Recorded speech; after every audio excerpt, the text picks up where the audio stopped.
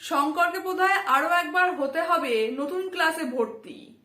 তাহলে চলেই এলো সামনে অবশেষে সব সত্যি। কেউ আটকাতে পারে না, যেটা হওয়ার সেটা হয়। আজকে জানতে পারলো শঙ্কর কে আসলে কালপিট আর কে নয়। ফ্রেন্ডস, ওয়েলকাম টু সিরিয়াল কথা। হরগৌরী বাইসোটেলার আপডেট নিয়ে চলে এলাম। এই আপডেটে দেখবো যে শঙ্কর এবার বুঝতে পারবে যে কে আসল কালপিট আর কে নয়। একদমই তাই, কারণ শঙ্কর এতদিন যেটা ভাবতো সেটা কিন্তু সম্পূর্ণ ভুল। শঙ্কর এতদিন ভাবতো যে ঐশানী তাকে কোনো রকম ভাবে বিশ্বাসঘাতকতা করেছে, ঐশানী তাকে গুলি মেরেছে, ঐশানী তার কাছ থেকে সব নিজের পরিচয় লুকিয়ে গেছে। কিন্তু কেন, কি বৃত্তান্ত, কোনো কারণে কিন্তু শঙ্কর জানতে চায়নি। জাস্ট তার চোখে একটা অন্ধের চশমা পরানো ছিল এবং একটা অবিশ্বাসের একটা চশমা পরিয়ে দেওয়া হয়েছিল।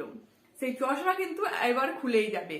আসলে ব্যাপার হচ্ছে স্বার্থের ভালোবাসা, স্বার্থের সম্পর্ক, মিথ্যে জিনিস ক্ষণিকের, সারা জীবন টেকে না কখনো। এখানেও তাই।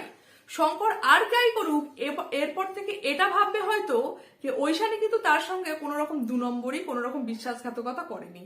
যেটা করেছে ভালোই করেছে।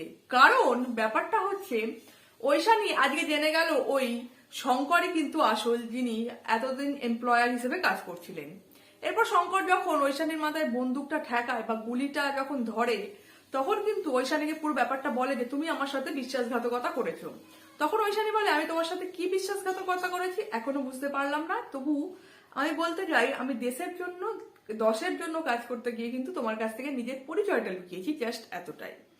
যেটা শঙ্করের মোটেই হজম হয়নি। শঙ্কর আরো চারটে কথা শুনিয়ে দেয়। পেছন থেকে কিন্তু ভাস্কর পুরো ব্যাপারটা নোটিস করে, লক্ষ্য করে। তখন ভাস্কর বলে এরপর ঐশানীকে তো কল করতেই হয়, কারণ ঐশানী কোনোভাবে যদি শঙ্করের কথায় ডুবে যায় তখন কি হবে। এদিকে মহেশ্বরী দেবীকে প্রভাকর গুলি চালিয়ে নিয়ে চলে আসে এবং মাথায় বন্দুক ঠেকিয়ে নিয়ে আসে এবং মহেশ্বরীর সঙ্গে ব্ল্যাকমেল করে, যেটা কিন্তু শঙ্করের সামনেই হয়। অর্থাৎ শঙ্কর এবার বুঝতে পারলো যে তার দাদা প্রভাকর কতটা কালপিট, কত বড় একটা শয়তান, এবং ঐশানীর সঙ্গে ডবল ক্রস করে যাচ্ছে। এদিকে খোকন মুন্ডা কিন্তু আবার পুরনো রূপে ফিরে গেছে, অর্থাৎ ধুতি পাঞ্জাবি পরে একদম বন্দুক নিয়ে চলে গেছে ঘোষ বাড়িতে। সেখানে গিয়েই আগে তার কাজ হচ্ছে পিসিমাকে জব্দ করা। একদমই তাই, পিসিমাকে জব্দ করছে। কিন্তু এদিকে ঐশানীর কিন্তু হাত রীতিমতো কাঁপছে, কারণ কোনোভাবেই গুলিটা চালাতে পারছে না। শঙ্করের আসল রূপটা তার সামনে চলে এসেছে, যে ওটাই যে শঙ্কর সেটা তো ঐশানী জেনে যাওয়ার পর তার ফ্ল্যাশব্যাকে চলে যাচ্ছে বা নস্টালজিয়ায় ঐশানী কিছুটা ভুগছে। এরকম অনেক কিছুই হয়। আমরা পুরনো কাউকে বা পুরনো খুব মনের মানুষকে দেখা হলে যেরকম হয়, ঐশানীর কিন্তু এখন সেই ফিলিংসটাই হচ্ছে। কিন্তু করার কি, অগত্যা ঐশানীকে তো বন্দুক চালাতেই হবে, কারণ সে যে একটা পুলিশ অফিসার, আন্ডারগ্রাউন্ড এজেন্ট। কিন্তু এদিকে প্রভাকর আর ভাস্কর এমন একটা প্ল্যান কষেছে যেটা দেখে ঐশানীর কিন্তু পিন্ডি চটকে যাবে। অর্থাৎ ঐশানীর পিন্ডি চটকানোর মতোই প্ল্যানটা, যদিও সেটা হচ্ছে ঐশানীকে কিভাবে জব্দ করা যায়। এতদিন করেও পারেনি, এবারও চেষ্টা করছে।